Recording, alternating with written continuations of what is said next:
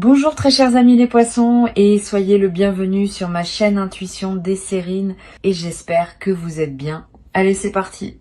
Tu te trouves en ce moment dans un instant rare, un instant qui ne se reproduira plus jamais sous cette forme exacte. Tu es dans le dernier souffle d'une période qui s'apprête à se fermer et dans le tout premier signe d'une période qui s'apprête à s'ouvrir.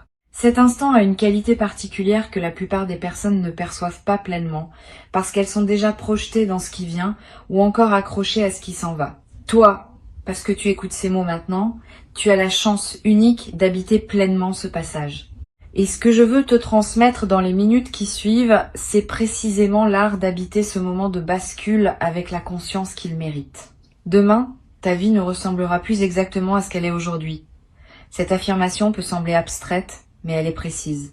Quelque chose se prépare qui va modifier la trame de ton existence d'une manière dont tu n'auras pas immédiatement conscience de l'ampleur. Tu vas le ressentir d'abord comme un événement particulier. Et puis, progressivement, dans les jours et les semaines qui suivront, tu vas réaliser que cet événement n'était pas isolé, qu'il marquait l'inauguration d'une autre saison de ta vie. Cette compréhension par palier est typique des grandes transformations. Elle ne se révèle pas d'un coup, elle se déploie.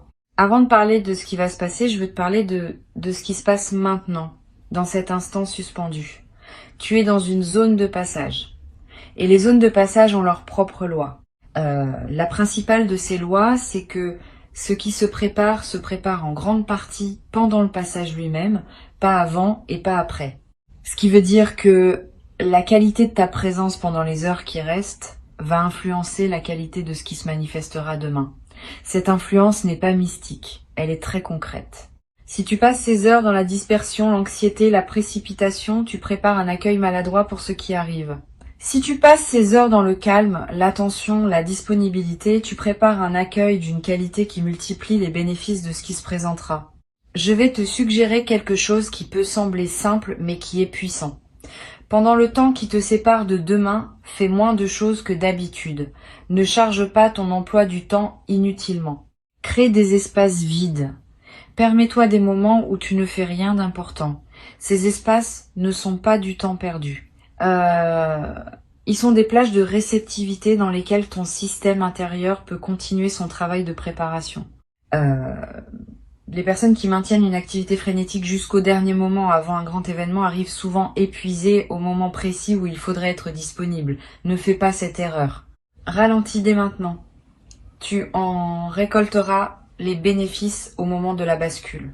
Ici sur Intuition des sirènes, je veux te parler de la nature spécifique du changement qui s'apprête à se produire. Le mot radical dans le titre de cette transmission mérite d'être précisé. Un changement radical n'est pas nécessairement un changement bruyant ou spectaculaire. C'est un changement qui touche à la racine. Le mot vient d'ailleurs de cette idée de racine. Un changement radical, c'est un changement qui modifie quelque chose de fondamental à un niveau qui n'apparaît pas toujours immédiatement à la surface. Les changements de surface peuvent être impressionnants mais superficiels. Les changements radicaux peuvent être discrets mais profondément transformateurs. Ce qui s'apprête à arriver pour toi appartient à cette deuxième catégorie. Sa puissance ne se mesurera pas à l'apparence extérieure. Elle se mesurera à ce qu'elle déplace en toi à un niveau profond. Tu vas être, en regardant l'événement de demain depuis l'extérieur, te demander s'il s'agit vraiment d'un changement radical comme tu l'aurais imaginé. Tu pourrais comparer ce qui se présente à des images de changements spectaculaires que tu portais peu être dans ton imagination, et la comparaison pourrait te faire douter. Ne te laisse pas piéger par cette comparaison. Le changement radical véritable se reconnaît à ses effets dans la durée, pas à son apparence dans l'instant. Tu vas sortir de l'événement initial avec l'impression que c'était modeste. Mais dans les semaines qui suivront, tu vas découvrir progressivement à quel point cela touchait à des dimensions essentielles de ta vie. Cette découverte progressive est la signature de la profondeur véritable. Je veux te parler de ta relation avec demain pendant les heures qui restent. Beaucoup de personnes, quand elles savent qu'un changement important s'approche, oscillent entre deux états.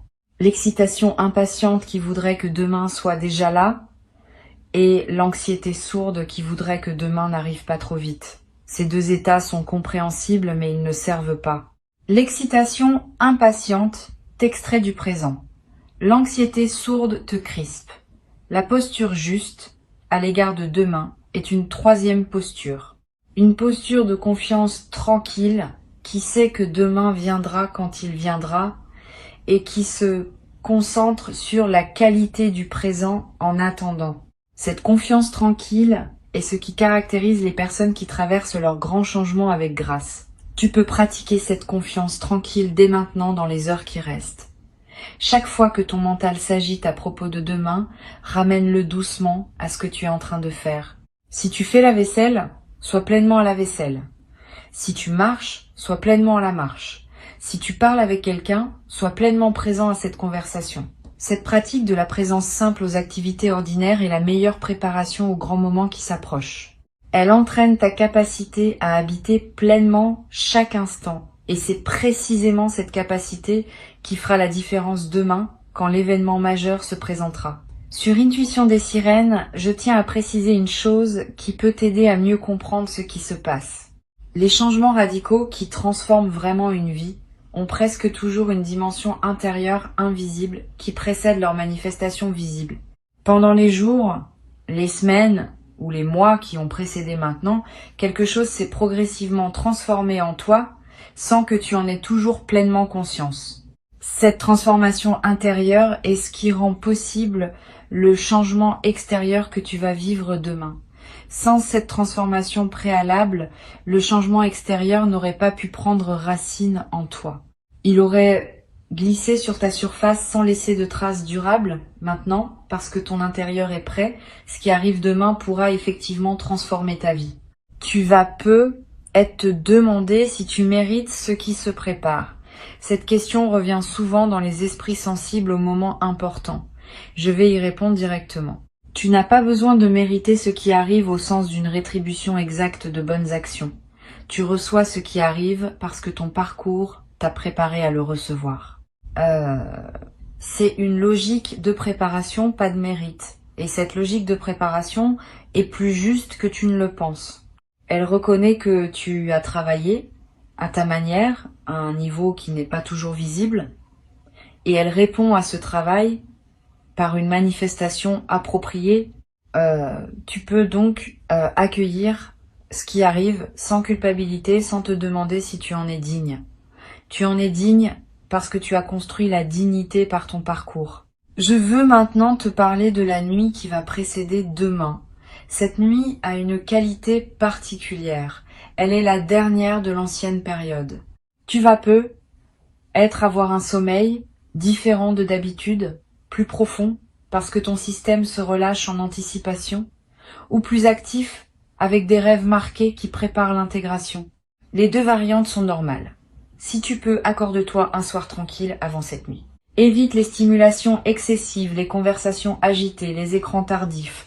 Couche-toi un peu plus tôt si possible. Ces gestes simples créent les conditions favorables pour que ton sommeil joue son rôle de transition entre les deux périodes. Tu vas faire cette nuit des rêves qui semblent particulièrement chargés de sens. Note ces rêves au réveil si tu en as la possibilité, même brièvement.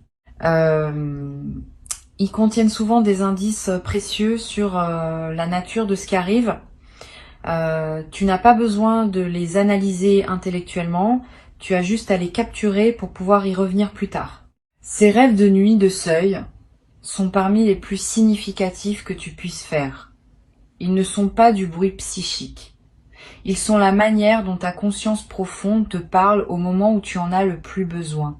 Au matin de demain, je te suggère de prendre quelques minutes avant de te lancer dans la journée, pas pour méditer formellement, juste pour respirer, pour sentir ton corps, pour observer ce qui est en toi sans le modifier. Cette pause matinale, même très courte, ancre la journée dans une qualité de présence qui te servira pour tout ce qui suivra. Beaucoup de personnes commencent leur grande journée en se précipitant dans l'action et elles arrivent au moment crucial déjà dispersées. Ne fais pas cela. Commence cette journée importante par un peu de calme. Tu auras tout le temps ensuite pour répondre à ce qui se présente. Pendant la journée de demain, tu vas avoir à un moment précis une sensation qui te dira que c'est cela, que ce qui se passe en ce moment est le moment dont je te parle. Cette sensation peut prendre la forme d'un picotement particulier, d'une chaleur qui se diffuse, d'une certitude tranquille qui s'installe. Quel que soit le signal corporel précis que tu ressens, fais-y confiance. Ne le minimise pas en pensant que c'est ton imagination. Ton corps capte les moments importants avec plus de finesse que ton mental. Si ton corps te dit que c'est maintenant, c'est probablement maintenant. Quand le moment se présentera, ne te précipite pas pour réagir. Permets-toi d'abord de ressentir. La précipitation à réagir est l'un des principaux pièges des grands moments. On veut tellement faire bien qu'on perd la connexion avec ce qui se passe en soi. Reste connecté à toi-même pendant que l'événement se déroule. Ressens, observe.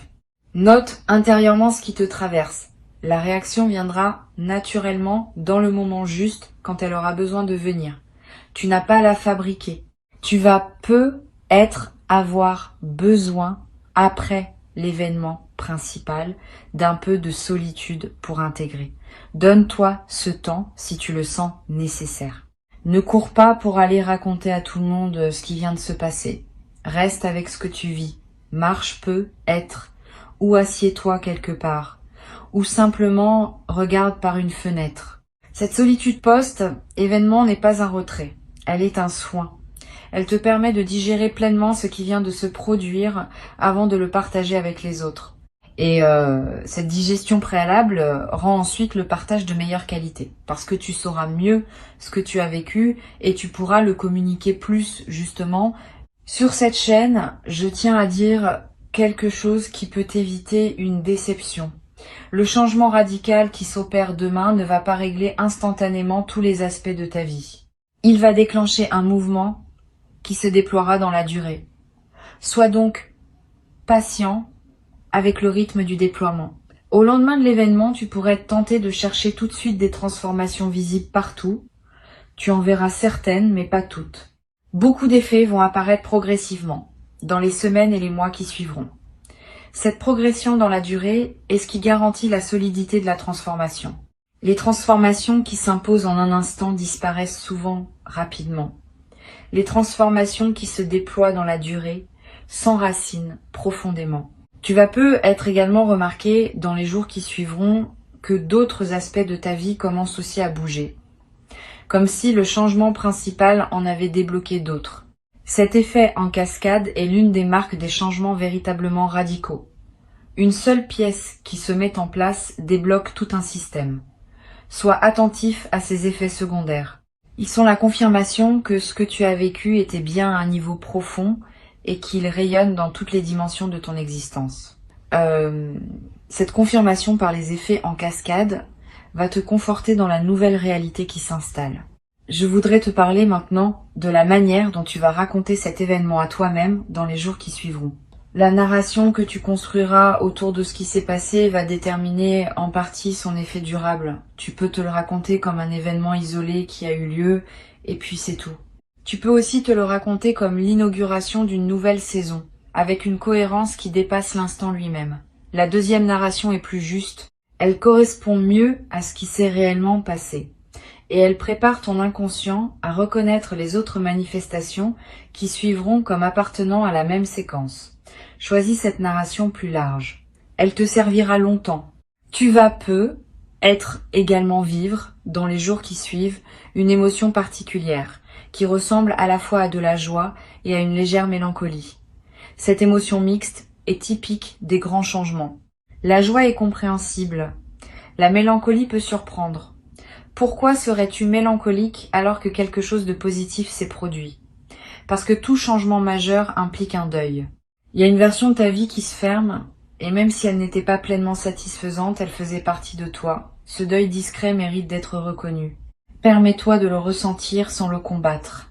Il passera, et il laissera derrière lui une joie plus pure, débarrassée du poids de l'ancien. Une chose que je veux te transmettre concerne ton entourage après le changement.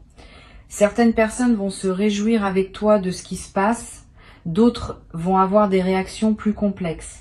Ne te laisse pas affecter par ces réactions mitigées.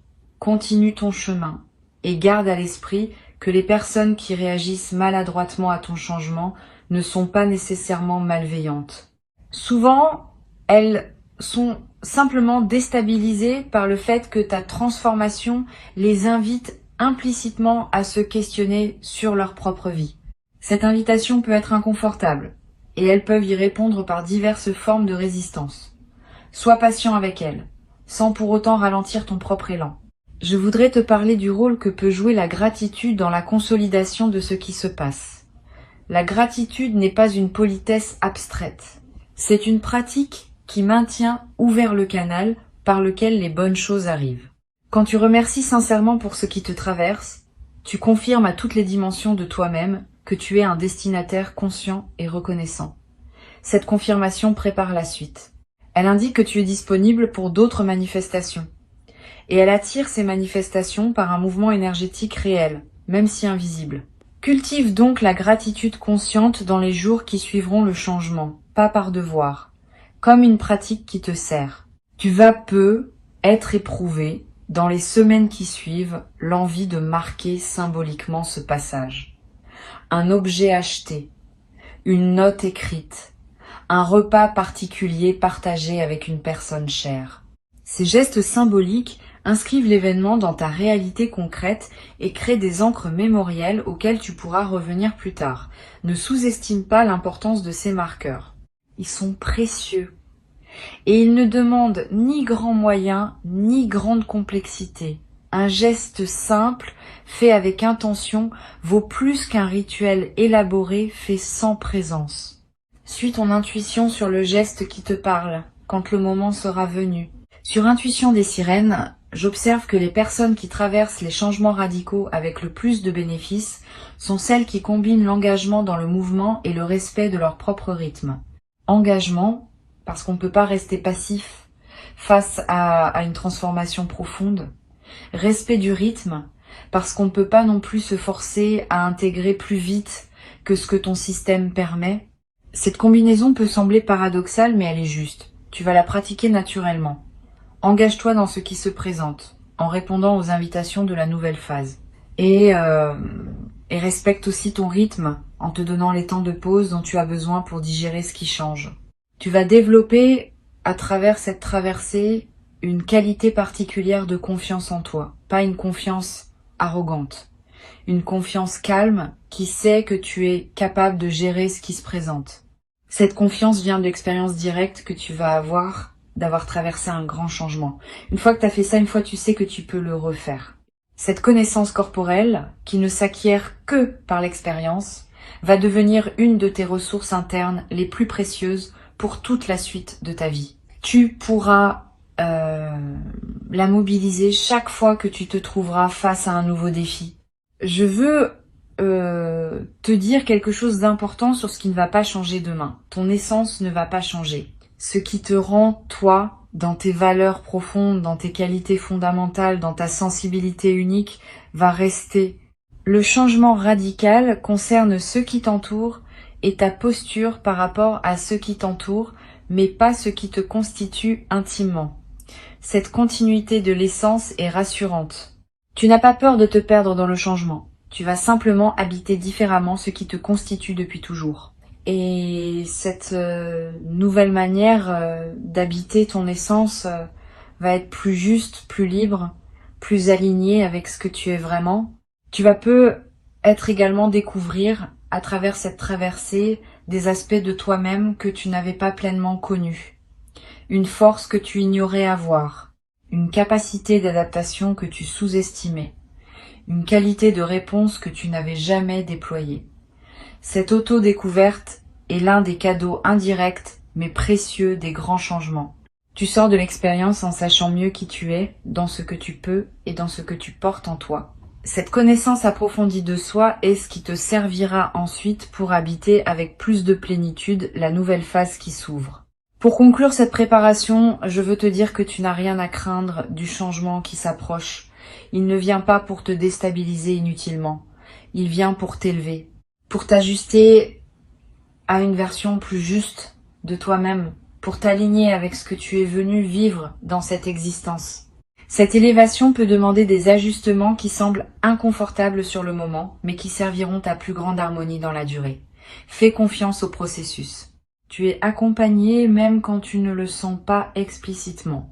Quelque chose veille sur ta trajectoire et orchestre ce qui se présente avec une intelligence qui te dépasse mais qui te porte. Reste donc présent dans les heures qui restent avant demain. Habite-les avec la qualité de présence que tu peux désormais cultiver consciemment. Ralentisse. Respire. Sois attentif à toi-même et à ce qui t'entoure. Avant que je ne te quitte pleinement, je veux te transmettre encore plusieurs perspectives qui peuvent enrichir ta préparation à demain. La première concerne la manière de gérer les pensées négatives qui pourraient surgir dans les dernières heures avant le changement. Tu vas avoir à un moment une pensée du type « et si finalement rien ne se passait ou et si je m'étais trompée sur ce qui m'attend ». Ces pensées sont des phénomènes mentaux ordinaires qui surgissent quand on s'approche d'un événement important. Elles ne sont pas la voix de la vérité. Elles sont la voix de la peur qui essaye de te protéger contre une éventuelle déception. Quand ces pensées apparaissent, ne les combats pas frontalement, ce qui leur donne du pouvoir. Reconnais-les simplement comme des nuages mentaux et laisse-les passer. Ramène ton attention au présent. Cette pratique simple, répétée chaque fois que la peur essaie de s'installer, te permet de garder ton équilibre intérieur jusqu'au moment où l'événement viendra confirmer la justesse de ta confiance. Une deuxième perspective importante concerne ton rapport aux autres dans les heures qui précèdent. Tu vas avoir des interactions avec différentes personnes avant que demain n'arrive. Pendant ces interactions, essaye d'être un peu plus présent que d'habitude. Pas de façon ostentatoire, subtilement. Cette présence accrue lors des conversations ordinaires nourrit la qualité d'attention que tu cultives pour le grand moment. Et elle a un effet secondaire intéressant. Les personnes que tu rencontres, sans pouvoir l'expliquer, vont sentir une qualité particulière dans tes échanges avec elles.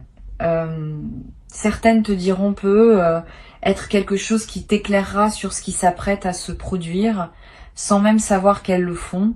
Tu vas être également ressentir, dans les heures qui précèdent demain, le besoin d'écouter une musique qui te parle, ou de relire un passage qui te touche, ou de regarder un objet qui a une signification pour toi. Suis ces envies. Elles ne sont pas frivoles.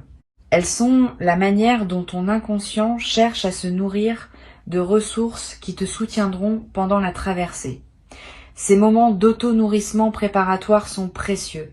Ils te placent dans la fréquence émotionnelle juste pour accueillir ce qui vient. Ne les considère pas comme du temps perdu. Ils sont du temps investi dans la qualité de ce qui arrive.